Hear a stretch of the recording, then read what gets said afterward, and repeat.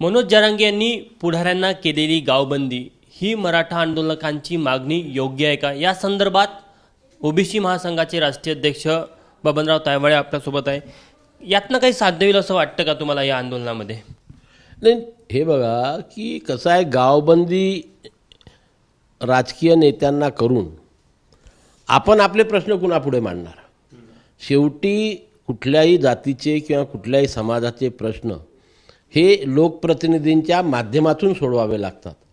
आणि म्हणून जर लोकप्रतिनिधींशी आपण चर्चा करणार नाही, डायलॉग करणार नाही आणि आपण आपली जी काही मागणी आहे त्याच्यावर एका बाजूने ठाम राहू फक्त, तर आपला आवाज त्या लोकप्रतिनिधीपर्यंत कसा पोहोचणार? आणि म्हणून मी त्यांच्या या भूमिकेशी सहमत नाही की गावबंदी करून नेत्यांसमोर आपली भूमिकाच मांडायची नाही. उलटं सर्व नेत्यांसमोर आपली भूमिका मांडून ती भूमिका सरकारपर्यंत पोहोचविण्याचं काम या लोकप्रतिनिधींनी करावं. त्याच्याकरता त्यांना जे जे करायला भाग पाडायला पाहिजे ते भाग पाडायला पाहिजे आपण, आणि अशा मार्गाने आपला प्रश्न सोडवायला पाहिजे.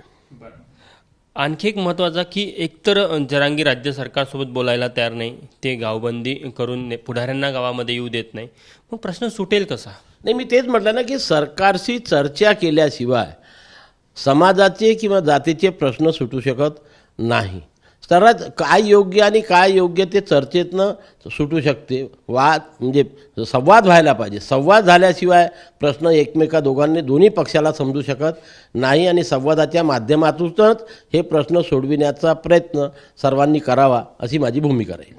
मला एक सांगा, असे कोणते मुद्दे आहे ज्याचं राष्ट्रीय ओबीसी महासंघ मनोज जरांगेंच्या जी भूमिका आहे किंवा ज्या मागण्या त्याचं समर्थन करतं? आणि मी वारंवार निवेदन केलेलं आहे, जरांगे पाटलांना विनंती केली आहे की आपण दोघंही मिळून केंद्र सरकारला सर्वोच्च न्यायालयाने जी 50% मर्यादा घातलेली आहे ती मर्यादा रद्द करण्याकरता केंद्र सरकारवरती दडपण आणू, प्रेशर आणू, सोबत राहू आणि ती 50% मर्यादा रद्द करून आपल्याला जे फडणवीस सरकारने 12 आणि 13% आरक्षण दिलं होतं ते तुम्हाला मिळवून देऊ, आमचं सुरक्षित राहील आणि दोघंही भाऊबंदकीने राहू. याच्याशिवाय माझा हाच सल्ला त्यांना राहील की त्यांनी तशा प्रकारच्या जर कधी भूमिका घेतली तर आम्ही त्यांच्यासोबत राहू.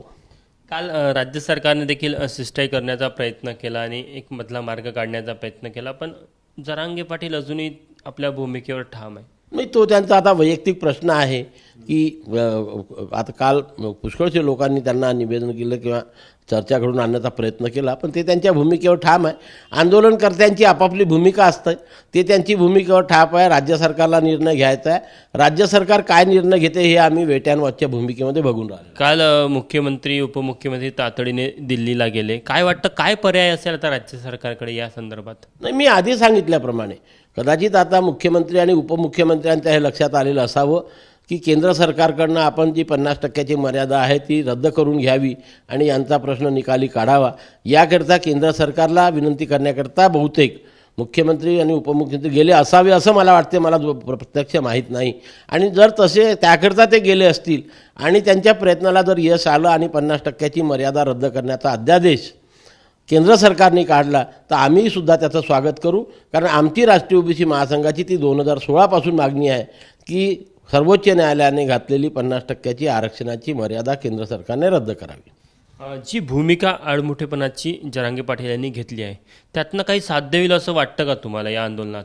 नाही, आता कसं आहे, तो त्या एवढ्या दिवसापासून आंदोलन सुरू आहे, तो त्यांचा वैयक्तिक प्रश्न आहे की त्यांना कसं वाटते.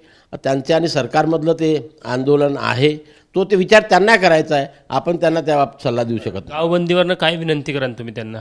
गावबंदी करून प्रश्न सुटत नाही. त्याच्यामुळे गावामध्ये लोकप्रतिनिधीचं स्वागत करावं, त्यांच्यासमोर आपल्या समस्या मांडवावे आणि त्यांच्या माध्यमातून सरकारपर्यंत आपले प्रश्न सोडवून त्यांच्यामार्फत ते सोडवून घ्यावे, एवढंच मी निवेदन त्यांना करेन. तर हे होते राष्ट्रीय ओबीसी महासंघाचे राष्ट्रीय अध्यक्ष बबनराव तायवाळे. कॅमेरामॅन अतुल हिरडेसह तुषार कोहळे, एबीपी माझा, नागपूर. एबीपी माझा, उघडा डोळे बघा नीट.